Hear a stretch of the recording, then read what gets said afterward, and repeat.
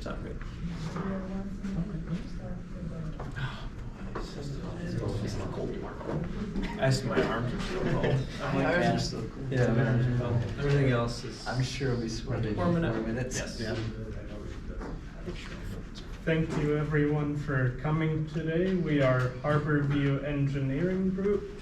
Today we will be talking about the North 25th Street Bridge project.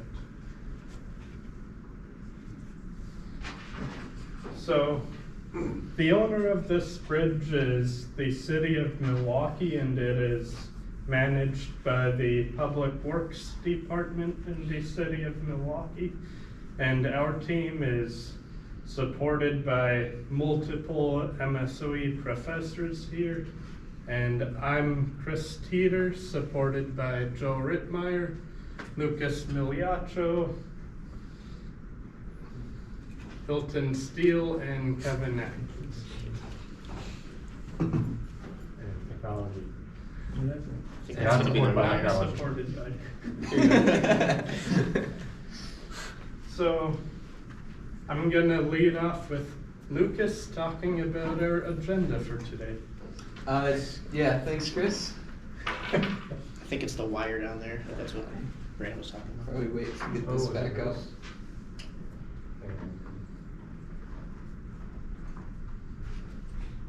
Worked good for 15 minutes. Alright, hopefully we're good. So just kind of give a quick overview of the agenda and what we'll be talking about today. To kick it off, we'll kind of give some project information. I know some of you are familiar faces that haven't seen us present since first semester, and some of you are new faces, so just kind of give an overview on the project. Then we'll move on to some of our construction and some of the construction management aspects. And then after that, we'll talk about some of the smaller transportation aspects, mainly in the construction and the detour routes. And then from that point, we'll kind of talk about our typical sections, comparing the existing bridge to the proposed. From that point, we're going to move on to some of the structural considerations and kind of highlight some key points in the design process. And there's really three main categories that we like to focus on. The first would be the deck.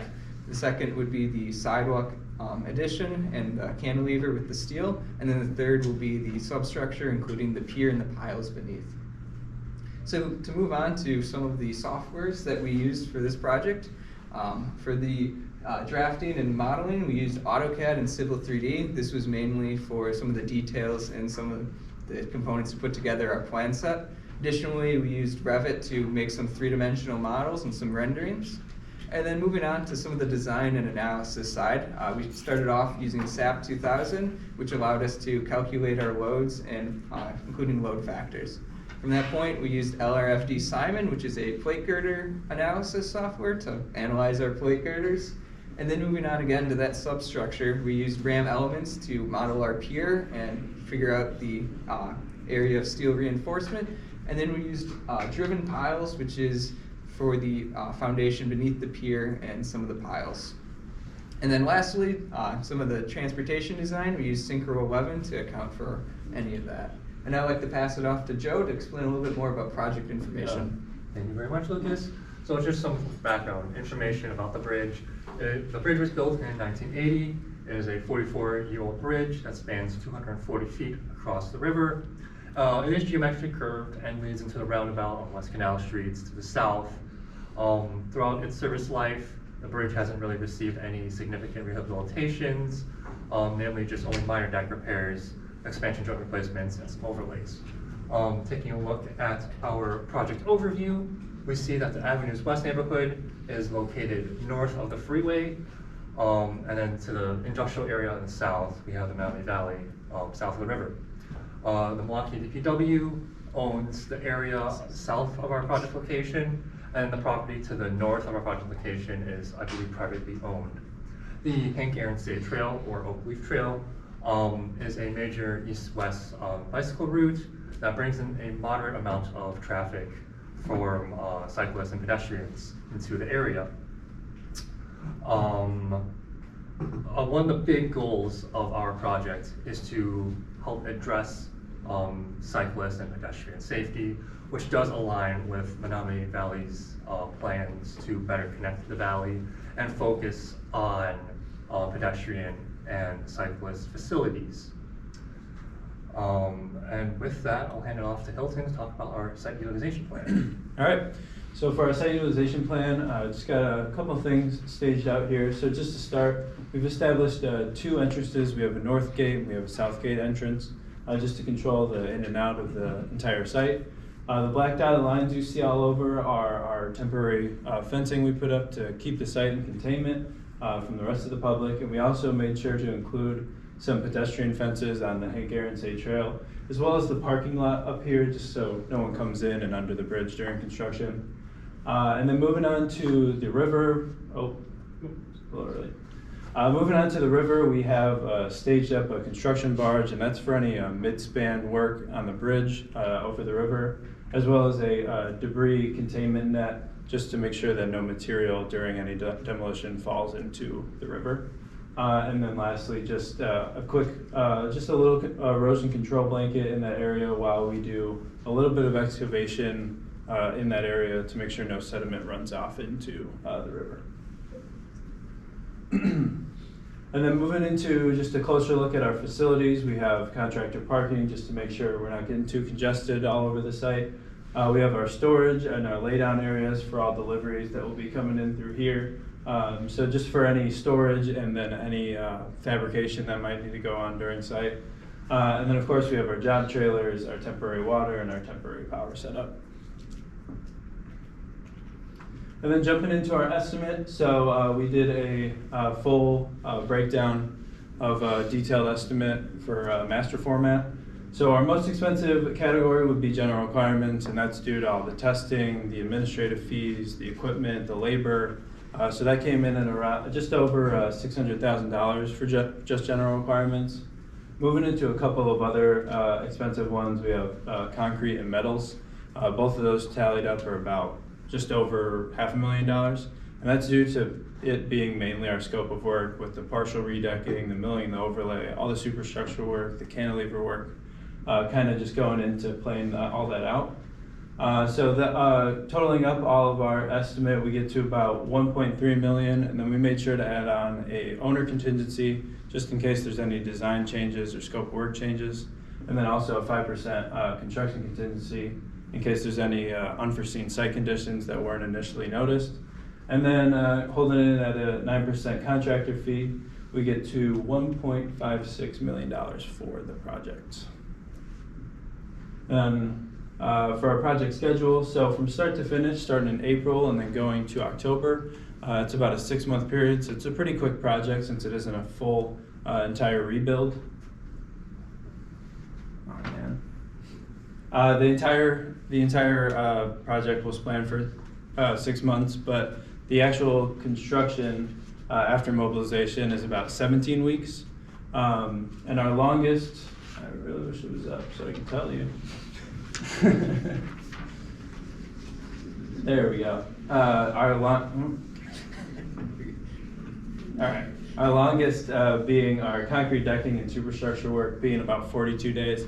Super critical part of the bridge because that's where our partial deck removal and replacement is and our cantilever addition is going on.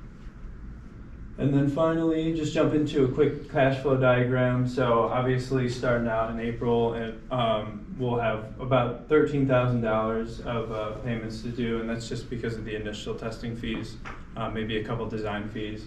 But as we jump into the later of the project, September hits us at our highest mark at just over $250,000. That's when that large section of time of that 42-day period is going on. And then right at the end there is an orange bar, if you can imagine it. There is 10% retainage being held out to make sure that the general contractor does quality work up until the owner approves the project. And whenever Chris sees fit, he'll be telling you about some I think so. of our design overview. Like it back in the game? Yeah. I think it's I know Brandon mentioned that cable on the ground there beneath your guys' feet. If you bump that, allegedly that This caused that to cable? happen. Yeah. Oh. Just be aware of that. All right. It says it's presenting.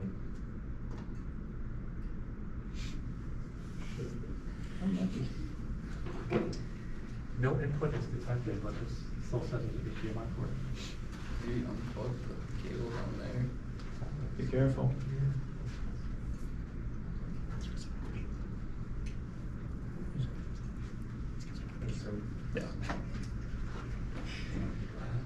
The signals are interfering. Yeah, right. Seem to work the other computers. We're having some Technical difficulties with the difficulties. projector here.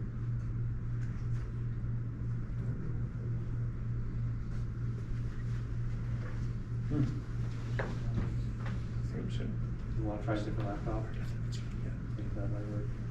We had that one, Mackenzie, but it's. Yeah, it's not working. Can you just turn off everything Yeah. Try different computers. Oh. We're back. I guess don't touch anything. and don't touch anything? Yeah, watch out. Just go. Yeah. Have it on the river or what's the name? Mountain. I just want you to stay. Yeah, I'll try not to stop everything. Okay. Sorry for the. Let's Yeah, sorry for. let's go to the cash flow. I'll do that without interruptions. real quick. I would come to this area, Joe. Maybe, I don't know, it's, yeah. Yeah, I'll try to stay in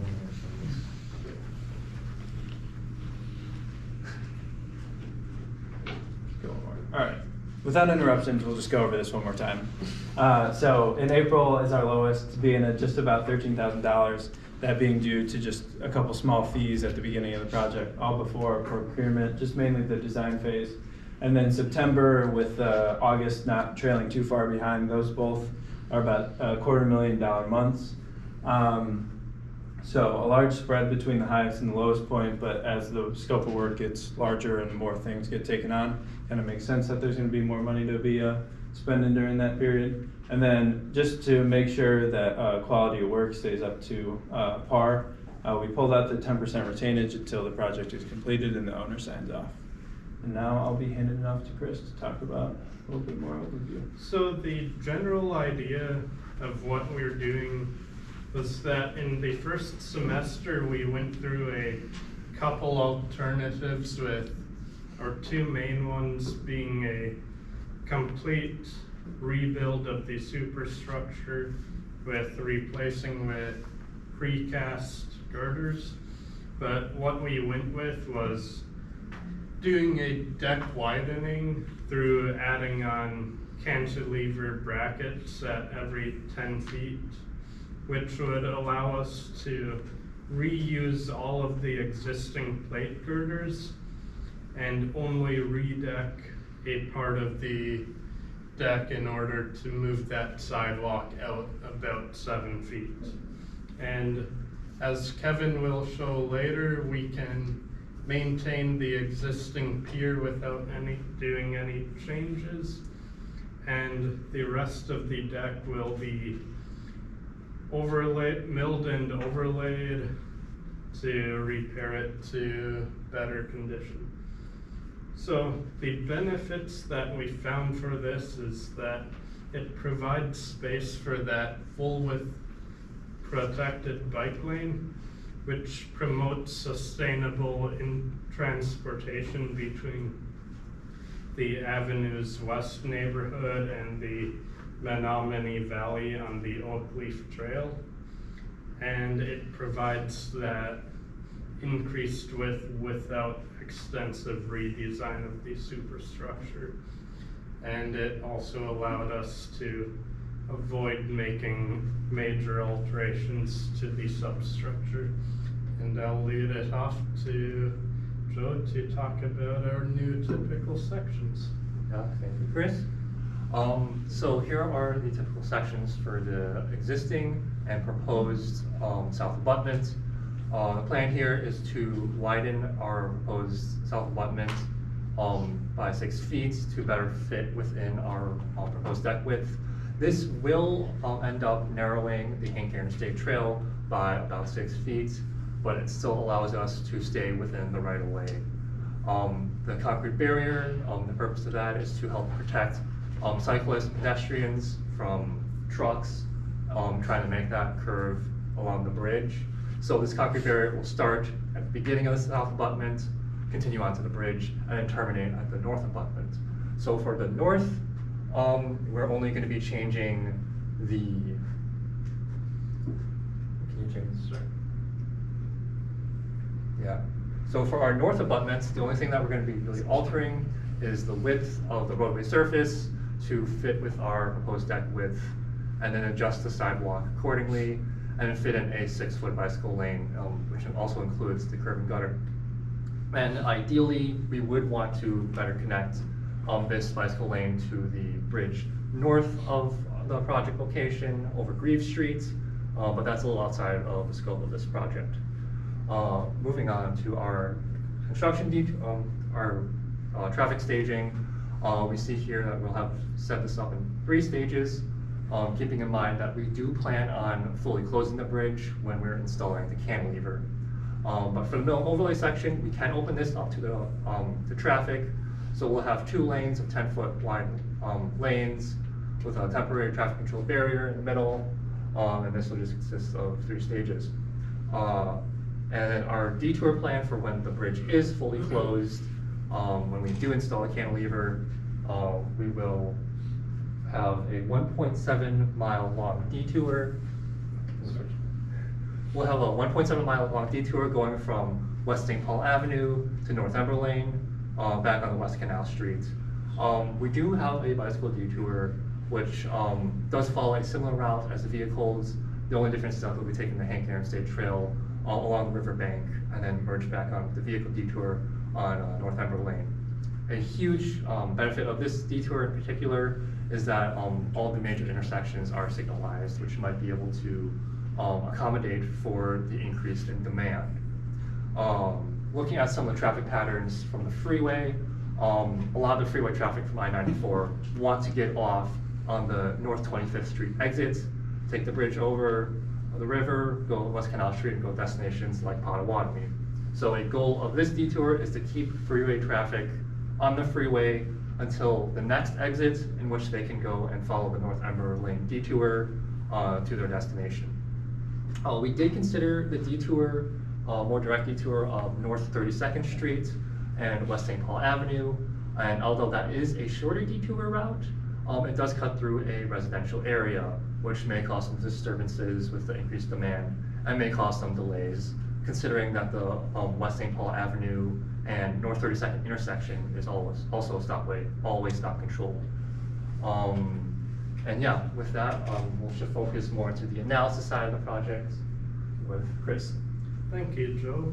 So for this project and our partial redeck and extension, we had to do a deck design and analysis of loads to determine the loads that go onto this structure. So overall, what we are doing, as seen here, is the existing bridge typical section, is that we're going to take off the east side up to the center of girder E like this, and then we're going to add on sidewalk brackets and re-pour concrete. This would provide a construction joint that would be centered on girder E approximately.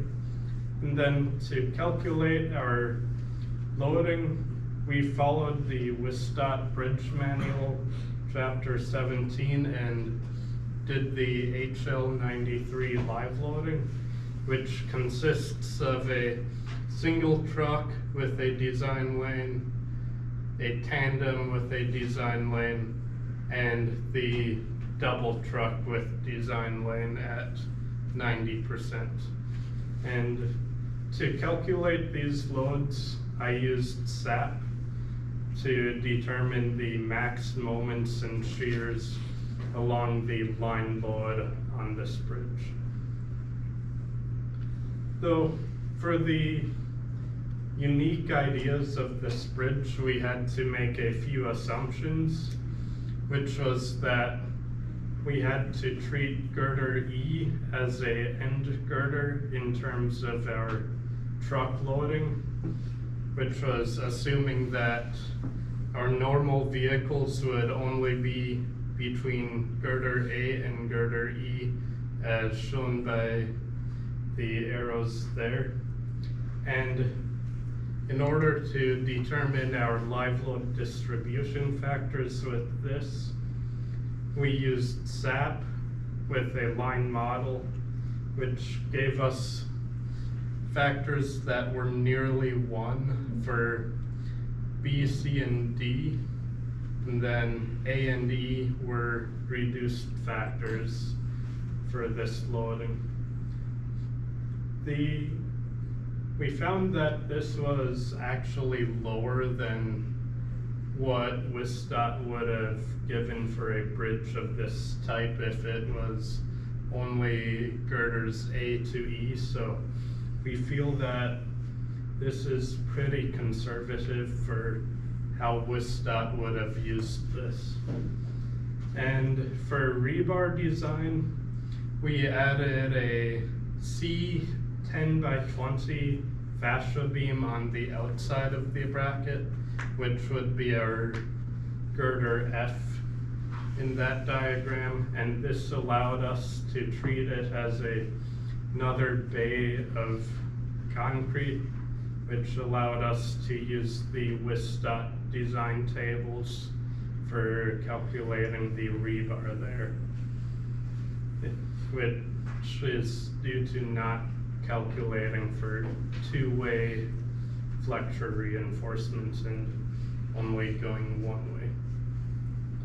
So what we found with that, and using the strength 1 load case, which you sadly can't see right now, but using the 1.25 times dead plus 1.5 times future wearing surface plus 1.75 times live load times that live load distribution factor, was that the loads that were applied on girders A to D were actually higher than the loads applied on girder E. And this was with the assumption that all of the pedestrian live load, cantilever dead load, and the brackets dead load was going fully onto girder E. The reason for this is due to that reduced live load distribution factor out there, and overall the main changes to our deck can be seen here, as we're going from about a 38-foot deck to a 46-foot deck. And then with the concrete that would be remaining, we did some research into mill and overlay methods for concrete bridges, and found that Virginia DOT had done extensive research into a newer method called hydro demolition, which would allow them to do a better milling surface that can go into the rebar area to allow a new rigid overlay to get a better bond surface with the concrete and the rebar in that area, as seen here with the milled surface on the right looking fairly smooth and the hydro demolition surface being very rough, providing a good spot for new concrete to bond with the existing concrete. And this would be removing 1 to 2 inches of concrete and placing concrete to a new thickness of a 9-inch thick deck. And I'll hand it off to Lucas to talk about the sidewalk bracket and girder analysis. Thanks, Chris. I'm just going to jump right into it. On the next slide here, you can see here we have the bracket plate. This was a very unique geometry, so I'm just going to highlight some of the key aspects through our design process. The first step was figuring out the loads. So we analyzed a couple different loads, including the live load from the pedestrians, and then the dead load self-weight from the added structure. But what we ended up doing was we did an extreme event load case, which ended up being the HL93 truck all the way on the end of the bracket plate. This is something that was pretty conservative, but we felt like it was worthwhile to consider because of safety, and as well as eventually bridges may be used for things that we are not intentionally designing for right now. So we wanted to add that option. Once we found the loads, what we ended up doing is, because it's a non-prismatic member, we broke it up into different components and took the average midpoint between them and did basically a hand calc to determine buckling as well as just the stress in the flanges. From that point, we have a fixed connection here on the girder. This is just to the stiffener plates. And what we did was the elastic method to determine the forces on the bolts. And what we decided to do is we added a W10 beam here, and this is a backspan beam to help alleviate some of the torsional aspects for the girder. So to kind of jump right into some of the diaphragm information, and once again, these are spaced every 10 feet. And so we added the W10 in the middle, and instead of designing the plate girders to handle the torsion, we designed to eliminate that torsional aspect. So this W10 will actually have an axial force through it, so it allows to stiffen that girder E. And so additionally, we did the connection design, which is a double clip angle connection from the web of the bracket plate to the W10 beam, and then just a simple cope on the top and bottom flanges to connect the W10 to the stiffener plates on the girder D and girder E. So if we jump right into our framing plan, as you can see here, we have our added, looks like a bay, but it's just the added sidewalk addition. And then we have an increased diaphragm spacing and increased numbers for between girder D and girder E for that bay. Going on to the next slide. We then had to move on to the analysis of the plate girders themselves. We wanted to reuse the plate girders because it'd be a more efficient process and it'd be more cost effective. So we used LRFD Simon, which is a plate analysis software, to analyze them. And basically we inputted the loads from the SAP 2000 model, which Chris talked about a little bit before. And then as you can see here, we have all possible failure modes, and then we have the stress ratios in the middle here, and each one is less than 1, which indicates that the girders are capable of being reused for this design and that our design is acceptable. Once we had this part of the design process complete, we then were able to move on to the substructure, and I'll leave it off to Kevin to explain a little bit more. Awesome. Thanks, Lucas. So now we're going to kind of jump in to talk about more of the substructure elements. So as we kind of get into this, something to note is our design methodology. So as Chris kind of mentioned earlier, our main idea was to essentially try to avoid having to make large-scale improvements to the pier as much as possible. And the reason for this is because whenever you start to make these large-scale adjustments, it's going to be a big logistical challenge from money and time perspectives. So we ended up trying to essentially see if the existing pier would be okay for the updated loadings and going from there. And if it wasn't okay, then we would go through jacketing or making some adjustments. So the software we utilized was going to be RAM Elements. This was the free edition of the software we were able to obtain. In addition, we considered a mix of vertical and lateral loads. So the vertical loads we considered are going to include the superstructure loading that were obtained from Mr. Chris and Mr. Lucas's respective portions. And we also considered the self-weight of the pier itself when doing our calculations. And some lateral loads we considered include wind load and a rough estimate for a water flow load.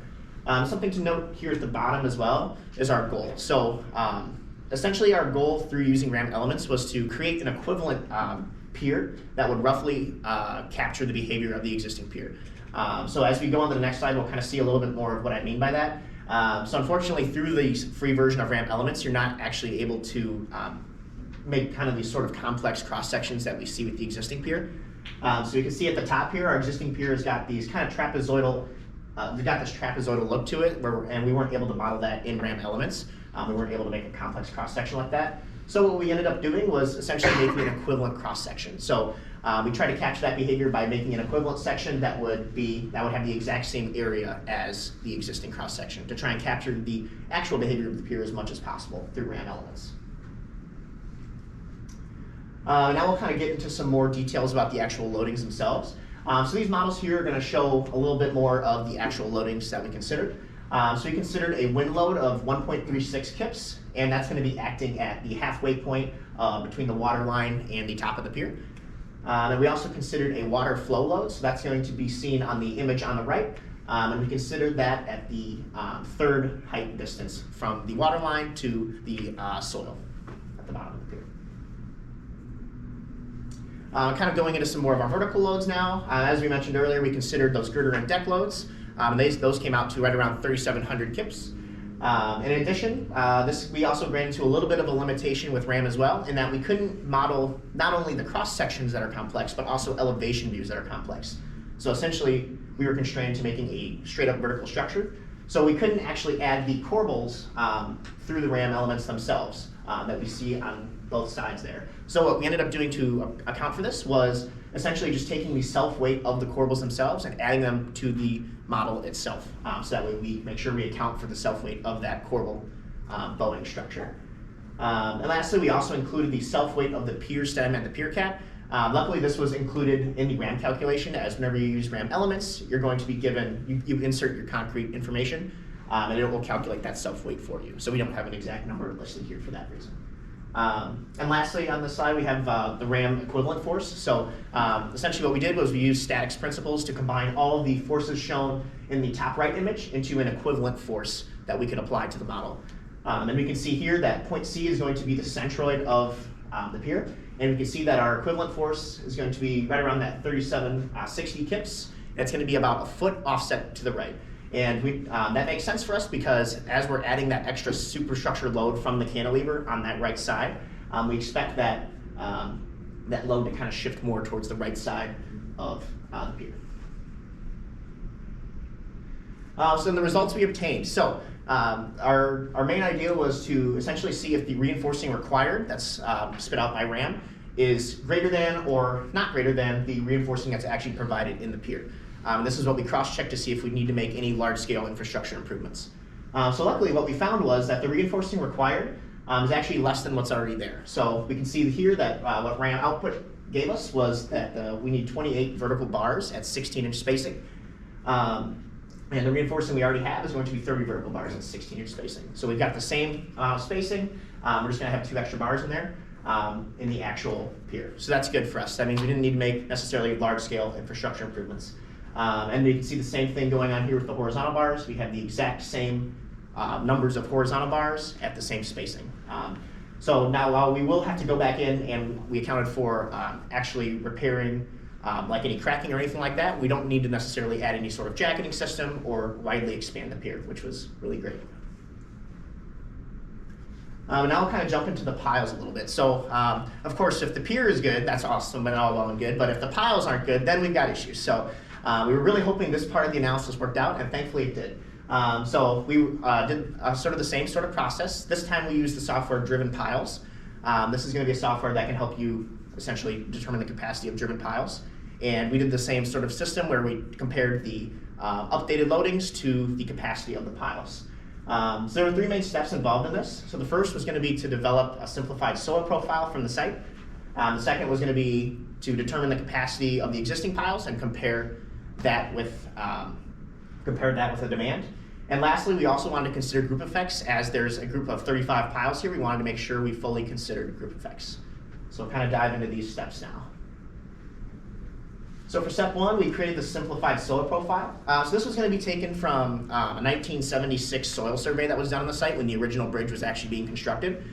So we took essentially the many different layers that were involved, and we simplified them into kind of equivalent sections, so that way we could more easily input the sections themselves into driven piles.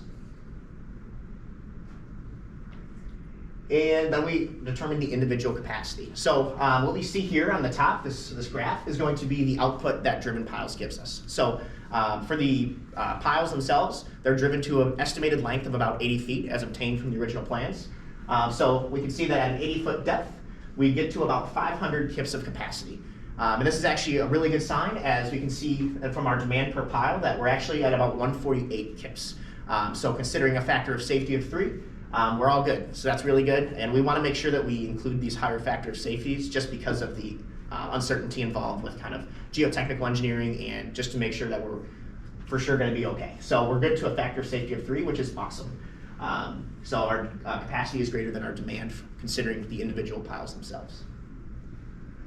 So something we want to consider as well, though, is that, of course, the individual pile, when you do an individual pile analysis, you're essentially assuming an infinite amount of soil surrounding the pile, right? But that's not the case here. So for our pile system, we've got only 3 foot, depending on which way you're going, 3 foot or 3 foot 6 inches of spacing. So we wanted to make sure we considered the group effect for this. And what we found is that the group effect actually was actually higher. So the group effect was greater than 1, which means that the soil is actually going to be helping the other piles out, which was really good for us, and that means we passed all of our checks there. So we just created these little, I inserted these little drawings here to kind of showcase our work. So for the piles and the pier itself, we're essentially going to be doing no large-scale improvements. So the existing pier and the piles are going to be maintained. We will go back through and correct any spalling that exists on the current pier. But other than that, there will be no sort of widening or addition of any extra piles. And on this last slide here, we've also got a little bit more of a detailed view of those existing piles that we have, the HP 12x53s. And we've also got the output showing that the individual piles and the group pile analysis both came out okay. And with that, I'll hand it back over to Chris to wrap us up. Okay. Thank you for coming today. Any questions for us?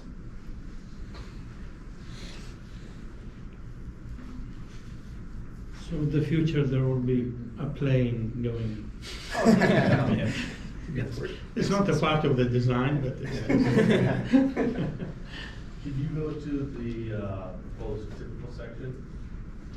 Yeah.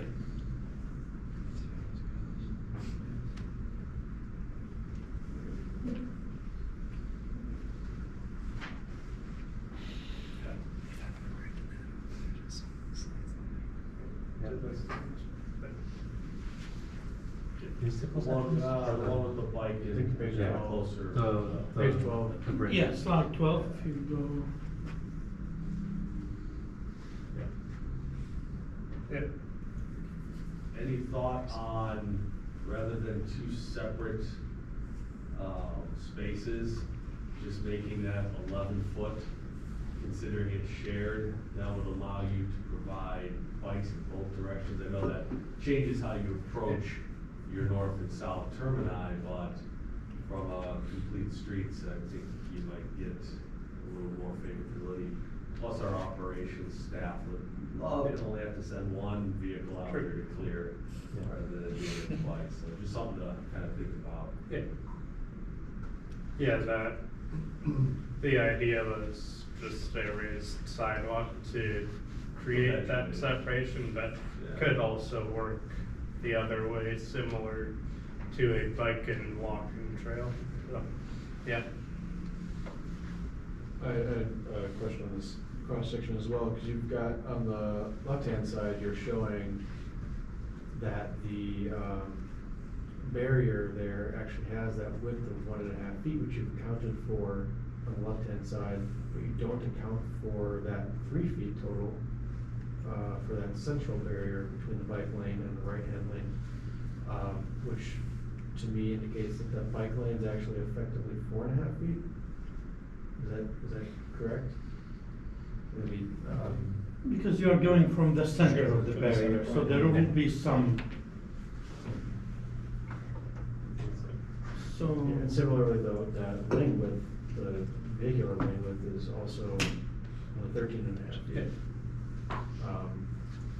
Especially, 6 feet, probably as narrow as you want for a bike lane in this condition, I would think, so is a consideration to expanding that cantilever further. Probably reduce the lane width a bit as a alternate idea. Because you have 15, which is, yeah, if you go down on the 15, I think that is where you. And it's a good point because the 6 is basically from the center of the barrier. It's not from the edge. That's a good point. Different drawing that had 6 and 6 at one point, or So 6 and 5 here. But yeah, I know. 6 and 5. Yeah, for the connecting, we have Maybe in that seat. 6 foot, it should fit. Fits in there. And the existing, that one was the existing, yeah, but this one Yeah, is 6. Yeah, this one they're showing 6 and 6. Here, the proposed, yeah, the bottom is 6 and 6, yeah.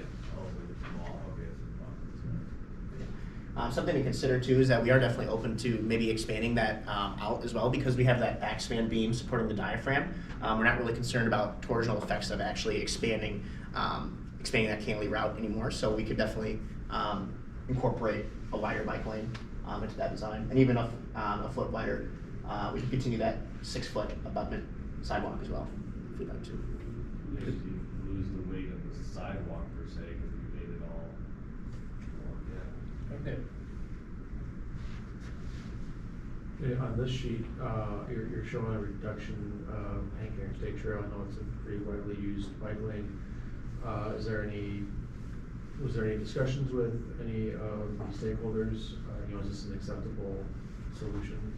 I think it should be like 9 to 12 feet. I think it is also used as like access path for vehicles. There's like a maintenance thing by the river that they use vehicles to go on down. But for the bicycle path, I think it should be acceptable. But the whole goal here is to try to stay within the right of way and try to not purchase more area.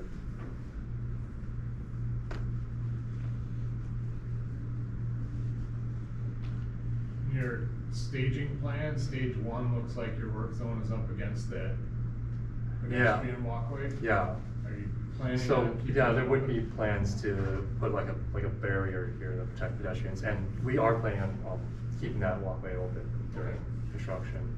And like I said before, this is for the mill and overlay section, and we will close the bridge off completely for when we install the cantilever. Can you show your detour plan? So is this detour plan for,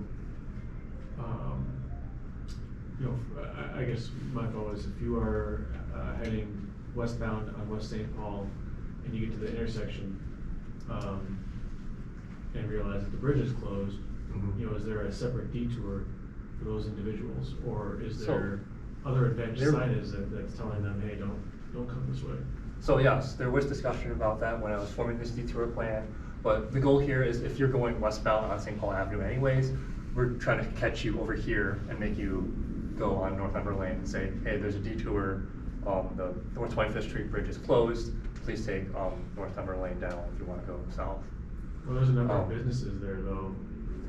On St. Yeah. Paul, so. We would have proper signage along there, just say, go east and take Northumberland Lane.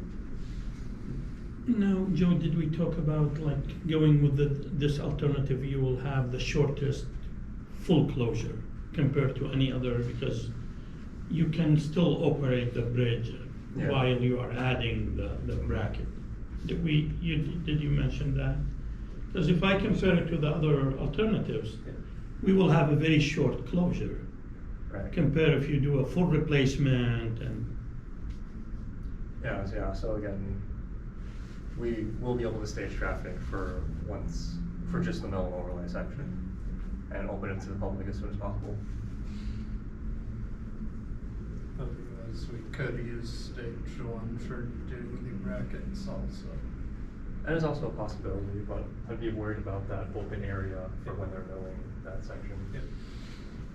Did we have in the schedule how many days expected to? Yeah, it should be, off the top of my head, I don't know. I do have my binder back there, but if I could guess, you're asking for the milling and the overlay? Yeah, Full yeah, shutdown. let's say for the full. Full closure. shutdown. Shutdown. So when me and Joe had gotten together about that, I think it got a little confusing because we had to change some scopes last second. But I know that the milling and the overlaying is going to take about, after concrete poured back over, I think it's about 8 days, maybe it's 6. So that really takes up the west side of the bridge. So obviously traffic could be opened back up once that's cured and all ready to go. In terms of the cantilever, And that's a lot longer of a time. I mean, it's that entire blue section there, but. Yeah.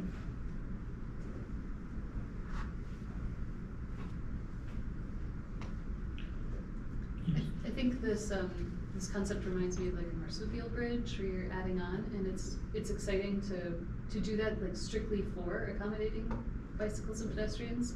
So thinking about if lanes could be narrowed and then do more with like accommodating traffic in both directions. And I have a question, does it need to be concrete then?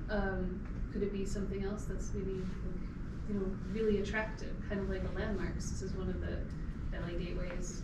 And an entrance point to the Hank State Trail, which my understanding is that the 12-foot width is supposed to be standard, but there's supposed to be like 3 there's some feet variations on either side, and that river loop is like substandard, and there are actually really big challenges to getting it to where it should be. But I really appreciated your presentation. The visuals were great. I felt like as a lay person, I could understand things really well, and I appreciate that. Yeah, with the material thing, if we switched to something like wood, we'd have fear about that max loading breaking through it if a truck went off course accidentally onto it.